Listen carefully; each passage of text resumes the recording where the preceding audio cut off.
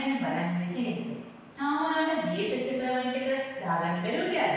File එක හදාගන්න බැරුව ගියාද? එන්න ඔයන් කැවස් වෙදී ඒ ටික ඔක්කොම අපි පිළිවෙලට කරලා දෙනවා.